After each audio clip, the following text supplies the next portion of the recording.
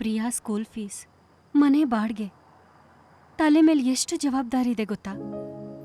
ನೀವೇನೋ term life insurance ತಗೊಳ್ದೆ ಹೋಗ್ಬಿಟ್ರಿ. PolicyBazaar.com ನಲ್ಲಿ 1 ಕೋಟಿ ರೂಪಾಯಿಯ ಟರ್ಮ್ ಲೈಫ್ ಇನ್ಶೂರೆನ್ಸ್ ತಿಂಗಳಿಗೆ 430 ರೂಪಾಯಿಯಿಂದ ಪ್ರಾರಂಭ.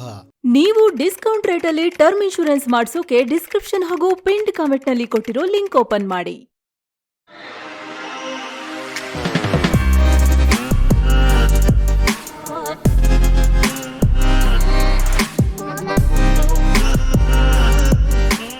ಹಾಯ್ ಫ್ರೆಂಡ್ಸ್, ದಿನದ ಎಲ್ಲ ಪ್ರಮುಖ ಸುದ್ದಿಯನ್ನ ನಿಮಗೆ ತಲುಪಿಸುವ mastmaga.comನ ಫುಲ್ ನ್ಯೂಸ್ಗೆ ಸ್ವಾಗತ. ನಾನು ಅಮರ್ ಪ್ರಸಾದ್. ಹುಬ್ಬಳ್ಳಿಯ ಕಾಂಗ್ರೆಸ್ ಕಾರ್ಪೊರೇಟರ್ ನಿರಂಜನ್ ಹಿರೇಮಠ ಅವರ ಪುತ್ರಿ ನೇಹಾ ಹತ್ಯೆ ಕೇಸ್ ರಾಜ್ಯದಲ್ಲಿ ತೀವ್ರ ಚರ್ಚೆಗೆ ಕಾರಣ ಆಗಿದೆ. ಈ ವಿಚಾರವಾಗಿ ರಿಯಾಕ್ಟ್ ಮಾಡಿರೋ ಸಿಎಂ ಸಿದ್ದರಾಮಯ್ಯ ವೈಯಕ್ತಿಕ ಕಾರಣಕ್ಕೆ ನೇಹಾ ಕೊಲೆಯಾಗಿದೆ ಅಂತ ಹೇಳಿಕೆಯನ್ನು ಕೊಟ್ಟಿದ್ದಾರೆ. ಸಿಎಂ ಮಾತಿಗೆ ಪ್ರತಿಕ್ರಿಯೆ ಕೊಟ್ಟಿರೋ ಮೃತ ನೇಹಾ ತಂದೆ ನಿರಂಜನ್, ನಾನೊಬ್ಬ ಕಾಂಗ್ರೆಸ್ ಕಾರ್ಪೊರೇಟರ್ ಅನ್ನೋದು ಸಿಎಂ ಅವರಿಗೆ ಗೊತ್ತಿರಲಿ. ನನಗೆ ಹೀಗಾದರೆ ಜನಸಾಮಾನ್ಯರ ಕಥೆ ಏನು? ಸಿಎಂ ಯಾಕೆ ಈ ರೀತಿ ಹೇಳ್ತಿದ್ದಾರೆ? ನಮಗೂ ಅವರ ಕುಟುಂಬಕ್ಕೂ ಏನು ಸಂಬಂಧ?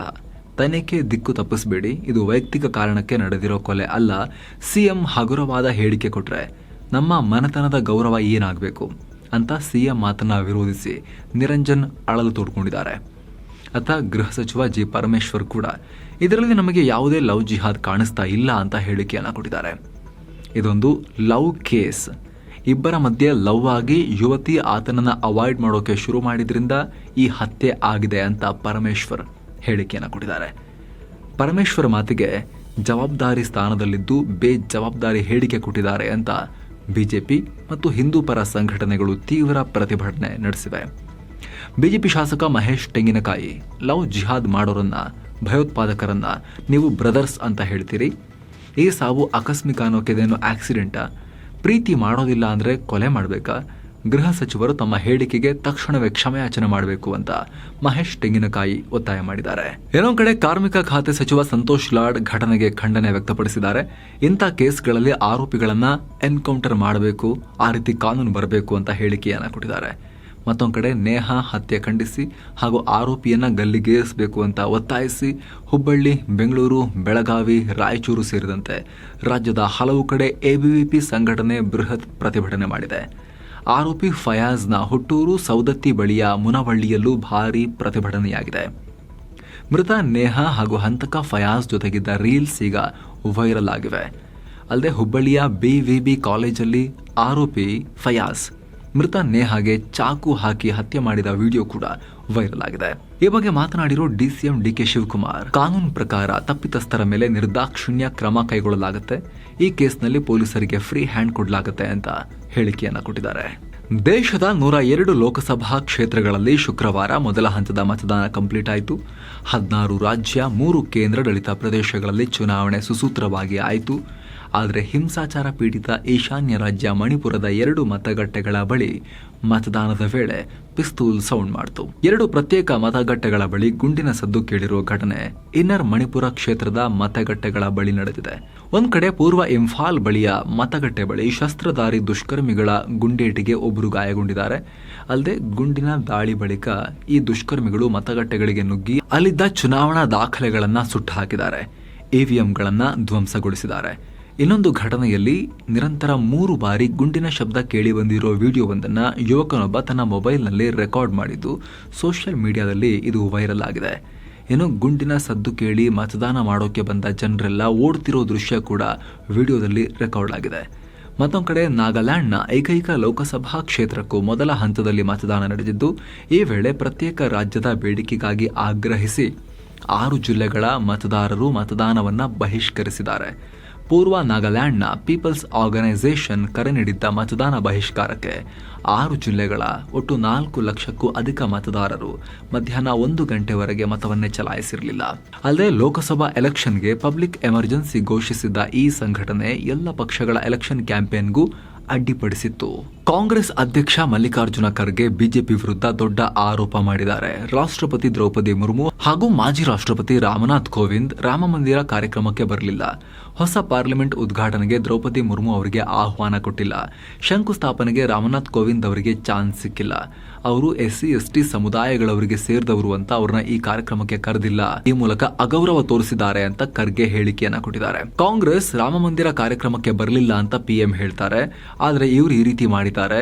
ನಾನೊಂದು ವೇಳೆ ರಾಮಮಂದಿರಕ್ಕೆ ಹೋಗಿದ್ರೆ ಅವರು ಸಹಿಸ್ಕೊಳ್ತಾ ಇದ್ರ ಅಂತ ಆರೋಪ ಮಾಡಿ ಪ್ರಶ್ನೆಗಳನ್ನ ಕೇಳಿದ್ದಾರೆ. ರಾಮಮಂದಿರ ಕಾರ್ಯಕ್ರಮವನ್ನ ಮತ್ತೆ ರಾಜಕೀಯ ಕಾರ್ಯಕ್ರಮ ಅಂತ ಕರೆದಿದ್ದಾರೆ ಮಲ್ಲಿಕಾರ್ಜುನ ಖರ್ಗೆ. ರಾಮಮಂದಿರ ಇರಲಿ, ಹಳ್ಳಿಗಳಲ್ಲಿ ಸಣ್ಣ ದೇವಸ್ಥಾನಕ್ಕೆ ಆ ಸಮುದಾಯಗಳ ಜನರನ್ನ ಸೇರಿಸಲ್ಲ, ನೀರು ಕುಡಿಯೋಕೆ ಬಿಡಲ್ಲ, ಅಷ್ಟೇ ಯಾಕೆ ಮೀಸೆ ಬಿಡೋದಕ್ಕೂ ಜನರಿಗೆ ಸ್ವಾತಂತ್ರ್ಯ ಇಲ್ಲ ಅಂತ ಮಲ್ಲಿಕಾರ್ಜುನ ಖರ್ಗೆ ಆರೋಪಗಳನ್ನ ಮಾಡಿದ್ದಾರೆ. ಮತ್ತೊಂದು ಕಡೆ ಕರ್ನಾಟಕದಲ್ಲಿ PM ಮೋದಿ ಬಗ್ಗೆ ಹಾಡು ಬರೆದಿದ್ದ ಯುವಕನೊಬ್ಬನಿಗೆ ಮುಸ್ಲಿಂ ಯುವಕರು ಹಲ್ಲೆ ಮಾಡಿದ್ದಾರೆ ಅನ್ನೋ ಆರೋಪ ಕೇಳಿಬಂದಿದೆ. ಮೈಸೂರಲ್ಲಿ ಹಲ್ಲೆಗೊಳಗಾಗಿರೋ ರೋಹಿತ್ ಅನ್ನೋ ಯುವಕ ಅಲ್ಲಿನ ಲಕ್ಷ್ಮೀಪುರಂ ಠಾಣೆಯಲ್ಲಿ ಈ ರೀತಿ ಪೊಲೀಸ್ ಕಂಪ್ಲೇಂಟ್ ಅನ್ನ ದಾಖಲು ಮಾಡಿದ್ದಾರೆ. ಈ ನಡುವೆ ಕರ್ನಾಟಕದಲ್ಲಿ ಇಬ್ಬರು ಮಾಜಿ ಶಾಸಕರು JDS ಬಿಜೆಪಿ ಬಿಟ್ಟು ಕಾಂಗ್ರೆಸ್ ಸೇರಿದ್ದಾರೆ. ಬಿಜೆಪಿಯಲ್ಲಿದ್ದ ಅಫ್ಜಲ್ಪುರ ಮಾಜಿ ಶಾಸಕ ಮಾಲಿಕಯ್ಯ ಗುತ್ತೇದಾರ್ ಹಾಗೂ JDSನಲ್ಲಿದ್ದ ಕುಮಟಾದ ಮಾಜಿ ಶಾಸಕಿ ಶಾರದಾ ಮೋಹನ್ ಶೆಟ್ಟಿ ಕಾಂಗ್ರೆಸ್ ಪಾರ್ಟಿಗೆ ಸೇರ್ಪಡೆಯಾಗಿದ್ದಾರೆ. ಮತ್ತೊಂದು ಕಡೆ ಕೊಯಮತ್ತೂರು ಲೋಕಸಭಾ ಕ್ಷೇತ್ರದ ಬಿಜೆಪಿ ಅಭ್ಯರ್ಥಿ ತಮಿಳುನಾಡು ಬಿಜೆಪಿ ಮುಖ್ಯಸ್ಥ ಕೆ ಅಣ್ಣಾಮಲೈ ದ್ರಾವಿಡ ಪಕ್ಷಗಳ ವಿರುದ್ಧ ದೊಡ್ಡ ಆರೋಪ ಮಾಡಿದ್ದಾರೆ. ಕೊಯಮತ್ತೂರು ಕ್ಷೇತ್ರದಲ್ಲಿ DMK ಮತ್ತು AIADMK ಪಕ್ಷಗಳು ಮತದಾರರನ್ನ ಸೆಳೆಯೋಕೆ 1,000 ಕೋಟಿ ರೂಪಾಯಿ ಖರ್ಚು ಮಾಡಿವೆ ಅಂತ ಅಣ್ಣಾಮಲೈ ಆರೋಪ ಮಾಡಿದ್ದಾರೆ. ಮತ್ತೊಂದು ಕಡೆ ಕೇಂದ್ರ ಗೃಹ ಮಂತ್ರಿ ಅಮಿತ್ ಶಾ ಗುಜರಾತ್ನ ಗಾಂಧಿನಗರ ಲೋಕಸಭಾ ಕ್ಷೇತ್ರದಿಂದ ಬಿಜೆಪಿ ಅಭ್ಯರ್ಥಿಯಾಗಿ ನಾಮಪತ್ರ ಸಲ್ಲಿಸಿದ್ದಾರೆ. ಅಮಿತ್ ಶಾ ಅವರಿಗೆ ಗುಜರಾತ್ CM ಭೂಪೇಂದ್ರ ಭಾಯ್ ಪಟೇಲ್ ಸಾಥ್ ನೀಡಿದ್ದಾರೆ. 2019 ಲೋಕಸಭಾ ಚುನಾವಣೆಯಲ್ಲಿ ಗಾಂಧಿನಗರ ಲೋಕಸಭಾ ಕ್ಷೇತ್ರದಿಂದ ಸ್ಪರ್ಧೆ ಮಾಡಿದ್ದ ಅಮಿತ್ ಶಾ 5 ಲಕ್ಷಕ್ಕಿಂತ ಅಧಿಕ ಮತಗಳ ಅಂತರದಲ್ಲಿ ಜಯವನ್ನ ಗಳಿಸಿದ್ರು. ಮಹತ್ವದ ಬೆಳವಣಿಗೆಯಲ್ಲಿ ಭಾರತ ಫಿಲಿಪೈನ್ಸ್ಗಳ ಸಂಬಂಧಕ್ಕೆ ಹೊಸ ಬೆಳವಣಿಗೆಯಾಗಿದೆ. ಬ್ರಹ್ಮೋಸ್ ಮಿಸೈಲ್ಗಳ ಮೊದಲ ಬ್ಯಾಚ್ ಶುಕ್ರವಾರ ಫಿಲಿಪೈನ್ಸ್ ಕಡೆಗೆ ಹೊರಟಿದೆ. ಇಂಡಿಯನ್ ಏರ್ಫೋರ್ಸ್ನ C-17 ಗ್ಲೋಬ್ ಮಾಸ್ಟರ್ ಜೆಟ್ ವಿಮಾನ ಈ ಮಿಸೈಲ್ಗಳನ್ನು ಹೊತ್ತು ಫಿಲಿಪೈನ್ಸ್ ಕಡೆಗೆ ಹಾರಿದೆ. 2022ರಲ್ಲಿ ಬ್ರಹ್ಮೋಸ್ ಮಿಸೈಲ್ಗಳನ್ನು ಫಿಲಿಪೈನ್ಸ್ಗೆ ಮಾರೋ $375 ಮಿಲಿಯನ್ ಒಪ್ಪಂದಕ್ಕೆ ಎರಡೂ ದೇಶಗಳು ಸೈನ್ ಹಾಕಿತು. ನಿಮ್ಮ ಗಮನಕ್ಕಿರಲಿ, ಫಿಲಿಪೈನ್ಸ್ ಚೀನಾಗೆ ಇನ್ನಷ್ಟು ಹತ್ತಿರದಲ್ಲಿದೆ ಪ್ಯಾಸಿಫಿಕ್ ಓಷನ್ನಲ್ಲಿ, ಹಾಗೂ ಚೀನಾದೊಂದಿಗೆ ಕಿರಿಕಿರಿಯನ್ನ ಕೂಡ ಈ ಸಮುದ್ರ ಮತ್ತು ದ್ವೀಪಗಳ ವಿಚಾರಕ್ಕೆ ಸಂಬಂಧಪಟ್ಟಂತೆ ಫಿಲಿಪೈನ್ಸ್ ಹೊಂದಿದೆ. ಭಾರತದ ಸುತ್ತ ಈ ನೇಪಾಳ, ಆಮೇಲೆ ಈ ಬಾಂಗ್ಲಾದೇಶ, ಪಾಕಿಸ್ತಾನ, ಶ್ರೀಲಂಕಾ, ಮಾಲ್ಡೀವ್ಸ್ ಇವ್ರನ್ನೆಲ್ಲ ಭಾರತದ ವಿರುದ್ಧ ಎತ್ತಿ ಕಟ್ಟೋಕೆ ಚೀನಾ ಪ್ರಯತ್ನ ಪಡ್ತಾ ಇದ್ರೆ, ಭಾರತ ಸೀದಾ ಚೀನಾ ಬುಡಕ್ಕೆ ಹೋಗಿ ಫಿಲಿಪೈನ್ಸ್ ಒಂದಿಗೆ ಸಂಬಂಧ ಚೆನ್ನಾಗಿ ಮಾಡ್ಕೊಂಡಿರೋದಲ್ಲದೆ ಅತ್ಯಂತ ಘಾತಕ ಬ್ರಹ್ಮೋಸ್ ಕ್ರೂಸ್ ಕ್ಷಿಪಣಿಗಳನ್ನು ಫಿಲಿಪೈನ್ಸ್ಗೆ ಕೊಟ್ಟಿದೆ. ಒಂದು ಬ್ಯಾಚ್ ಆಲ್ರೆಡಿ ಈಗ ಹಾರಿದೆ, ಅಲ್ಲಿಗೆ ತಲುಪ್ತಾ ಇದೆ. ಏನೋ ನೌಕಾಪಡೆಯ ನೂತನ ಮುಖ್ಯಸ್ಥರಾಗಿ ವೈಸ್ ಅಡ್ಮಿರಲ್ ದಿನೇಶ್ ಕುಮಾರ್ ತ್ರಿಪಾಠಿ ನೇಮಕಗೊಂಡಿದ್ದಾರೆ. ಪ್ರಸ್ತುತ ನೇವಿ ಚೀಫ್ R. ಹರಿಕುಮಾರ್ ಇದೇ ಏಪ್ರಿಲ್ 30ನೇ ತಾರೀಕು ರಿಟೈರ್ ಆಗ್ತಾ ಇದ್ದಾರೆ. ಅದೇ ದಿನ Suresh Kumar Tripathi chief of naval staff ಆಗಿ ಅಧಿಕಾರವನ್ನು ಸ್ವೀಕಾರ ಮಾಡ್ತಾರೆ. ಇಸ್ರೇಲ್ ಇರಾನ್ ಉದ್ವಿಗ್ನತೆ ಜಾಸ್ತಿ ಆಗ್ತಿದ್ದ ಹಾಗೆ ಇದೀಗ ಭಾರತ ಇಸ್ರೇಲ್ ವಿಮಾನ ಹಾರಾಟಕ್ಕೆ ಬ್ರೇಕ್ ಬಿದ್ದಿದೆ. ಏಪ್ರಿಲ್ 30ರವರೆಗೆ ಟೆಲ್ ಅವೀವ್ಗೆ ಸಂಪರ್ಕ ಕಲ್ಪಿಸೋ ವಿಮಾನಗಳನ್ನು ಏರ್ ಇಂಡಿಯಾ ಸಸ್ಪೆಂಡ್ ಮಾಡಿದೆ. UAEನಲ್ಲಿ ಮಳೆ ಜಾಸ್ತಿ ಆಗ್ತಿರೋದ್ರಿಂದ ಅಲ್ಲಿನ ಭಾರತದ ರಾಯಭಾರ ಕಚೇರಿ ಭಾರತದಿಂದ ಅಲ್ಲಿಗೆ ಹೋಗೋರಿಗೆ ಅಡ್ವೈಸರಿ ಜಾರಿ ಮಾಡಿದೆ. ಅನಿವಾರ್ಯವಲ್ಲದ ಪ್ರಯಾಣವನ್ನು ಸ್ವಲ್ಪ ಪೋಸ್ಟ್ಪೋನ್ ಮಾಡಿ ಅಂತ ಹೇಳಿದೆ. ಜಗತ್ತಲ್ಲಿ ಇದುವರೆಗೆ ಪತ್ತೆಯಾಗಿರುವ ಅತಿ ದೊಡ್ಡ ಹಾವಿನ ಪಳೆಯುಳಿಕೆ ಗುಜರಾತ್ನಲ್ಲಿ ಸಿಕ್ಕಿದೆ. ಈ ಹಾವು ಬರೋಬ್ಬರಿ 15 ಮೀಟರ್, 15 ಅಡಿಯಲ್ಲ 15 ಮೀಟರ್ ಉದ್ದ, ಸುಮಾರು 1 ಟನ್ಗೂ ಜಾಸ್ತಿ ತೂಗ್ತಾ ಇತ್ತು ಅಂತ ವಿಜ್ಞಾನಿಗಳು ಹೇಳಿದ್ದಾರೆ. ಜುರಾಸಿಕ್ ಪಾರ್ಕ್ನ ಟೀರೆಕ್ಸ್ ಡೈನೋಸಾರ್ಗಿಂತ ಉದ್ದ ಇದೆ ಎನ್ನಲಾದ ಈ ಹಾವಿಗೆ ವಾಸುಕಿ ಇಂಡಿಕಸ್ ಅಂತ ಹೆಸರಿಡಲಾಗಿದೆ. ಗುಜರಾತ್ನ ಪನಾಂಧ್ರೋದಲ್ಲಿನ ಕಲ್ಲಿದ್ದಲು ಗಣಿಯಲ್ಲಿ ಈ ಹಾವಿನ ಅವಶೇಷ ಪತ್ತೆಯಾಗಿದೆ. ವಾರಾಂತ್ಯದಲ್ಲಿ ಭಾರತದ ಸ್ಟಾಕ್ ಮಾರ್ಕೆಟ್ ಒಂದಷ್ಟು ಲಾಸ್ ಅನ್ನ ರಿಕವರ್ ಮಾಡಿಕೊಂಡಿದೆ. 2024ರ ಆರ್ಥಿಕ ವರ್ಷದ 4ನೇ ತ್ರೈಮಾಸಿಕದ ರಿಪೋರ್ಟ್ ರಿಲೀಸ್ ಮಾಡಿದ ವಿಪ್ರೋ, ಬಜಾಜ್ ಆಟೋ ಸೇರಿ ಹಲವು ಕಂಪನಿಗಳು ಮಾರ್ಕೆಟ್ಗೆ ಬೂಸ್ಟ್ ನೀಡಿವೆ. ವಿಪ್ರೋ, HDFC, AMC ಸೇರಿ ಸುಮಾರು 15 ಕಂಪನಿಗಳು ಶುಕ್ರವಾರ ತಮ್ಮ ಅರ್ನಿಂಗ್ ರಿಪೋರ್ಟ್ ಅನ್ನು ಕೊಟ್ಟಿವೆ. ಜೊತೆಗೆ HDFC ಬ್ಯಾಂಕ್ ಕೂಡ ಅರ್ನಿಂಗ್ ರಿಲೀಸ್ಗೆ ಮುಂಚೆ, ಈಗ 20ನೇ ತಾರೀಕು ಅರ್ನಿಂಗ್ ರಿಲೀಸ್ ಆಗುತ್ತೆ ಅನ್ನೋ ಮಾಹಿತಿ ಇದೆಯಲ್ಲ, ಅದಕ್ಕಿಂತ ಮುಂಚೆ HDFC ಬ್ಯಾಂಕ್ ಕೂಡ ಚೆನ್ನಾಗಿ ಪರ್ಫಾರ್ಮ್ ಮಾಡಿದೆ. ಇತ್ತೀಚಿನ ದಿನಗಳಲ್ಲಿ ಸ್ವಲ್ಪ ಮೇಲೆ ಕೆಳಗೆ ಆಗ್ತಾ ಇತ್ತು. ಅರ್ನಿಂಗ್ ರಿಲೀಸ್ಗಿಂತ ಒಂದಿನ ಮುಂಚೆ 2.5% ಗೇನ್ ಮಾಡಿದೆ HDFC ಬ್ಯಾಂಕ್ ಕೂಡ. ದಿನದ ವಹಿವಾಟಿನ ಅಂತ್ಯಕ್ಕೆ ಸೆನ್ಸೆಕ್ಸ್ 600 ಪಾಯಿಂಟ್ ಗಳಿಸಿ 73,088ಕ್ಕೆ ರೀಚ್ ಆದರೆ ನಿಫ್ಟಿ 151 ಪಾಯಿಂಟ್ಸ್ ಗಳಿಸಿ 22,147ಕ್ಕೆ ತಲುಪಿದೆ. ವಿಪ್ರೋ ಷೇರುಗಳ ಬೆಲೆಯಲ್ಲಿ 1.74% ಜಾಸ್ತಿಯಾಗಿ 452 ರೂಪಾಯಿಗೆ ರೀಚ್ ಆಗಿದೆ. ಚಾಟ್ ಜಿಪಿಟಿ ಮಾತೃ ಸಂಸ್ಥೆ ಓಪನ್ ಎಐ ಭಾರತದಲ್ಲಿ ತನ್ನ ಮೊದಲ ನೌಕರರನ್ನ ಹೈರ್ ಮಾಡಿಕೊಂಡಿದೆ. ಪ್ರಾಗ್ಯಾ ಮಿಶ್ರಾ ಅನ್ನೋರನ್ನ ಪಬ್ಲಿಕ್ ಪಾಲಿಸಿ ಅಫೇರ್ಸ್ ಹಾಗೂ ಪಾರ್ಟ್ನರ್ಶಿಪ್ ಟೀಮ್ ಅನ್ನ ಲೀಡ್ ಮಾಡೋಕೆ ಕಂಪನಿ ನೇಮಕ ಮಾಡಿಕೊಂಡಿದೆ. ಪ್ರಾಗ್ಯಾ ಮಿಶ್ರಾ ಈ ಮೊದಲು ಟ್ರೂ ಕಾಲರ್ ಹಾಗೂ ಮೆಟಾ ಸಂಸ್ಥೆಗಳಲ್ಲಿ ಕೆಲಸ ಮಾಡಿರೋ ಎಕ್ಸ್ಪೀರಿಯನ್ಸ್ ಹೊಂದಿದ್ದಾರೆ. ಚಿನ್ನ ಮತ್ತು ಬೆಳ್ಳಿ ಬೆಲೆ ವಿಚಾರಕ್ಕೆ ಬಂದರೆ 24 ಕ್ಯಾರೆಟ್ನ 10 ಗ್ರಾಂ ಚಿನ್ನದ ಬೆಲೆಯಲ್ಲಿ 73 ರೂಪಾಯಿ ಕಮ್ಮಿಯಾಗಿ 73,404 ರೂಪಾಯಿ ಆಗಿದೆ. 22 ಕ್ಯಾರೆಟ್ನ 10 ಗ್ರಾಂ ಚಿನ್ನದ ಬೆಲೆಯಲ್ಲಿ 65 ರೂಪಾಯಿ ಕಮ್ಮಿಯಾಗಿ 67,240 ರೂಪಾಯಿ ಆಗಿದೆ. 1 ಕೆಜಿ ಬೆಳ್ಳಿ ಬೆಲೆ 474 ರೂಪಾಯಿ ಡೌನ್ ಆಗಿ 82,853 ರೂಪಾಯಿ ಆಗಿದೆ.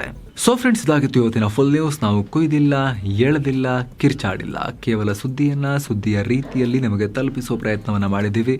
ನಮ್ಮ ಈ ಪ್ರಯತ್ನ ನಿಮಗೆ ಇಷ್ಟ ಆಗ್ತಾ ಇದ್ರೆ ದಯವಿಟ್ಟು mastmaga.com ಚಾನಲ್ಗೆ ಸಬ್ಸ್ಕ್ರೈಬ್ ಮಾಡಿ, ಪಕ್ಕದ ಬೆಲ್ ಐಕಾನ್ ಮೇಲೆ ಕ್ಲಿಕ್ ಮಾಡೋದನ್ನು ಯಾವುದೇ ಕಾರಣಕ್ಕೂ ಮರಿಬೇಡಿ. ಮತ್ತೆ ಭೇಟಿ ಆಗ್ತಿರೋಣ ಸ್ನೇಹಿತರೆ. ನಮಸ್ತೆ.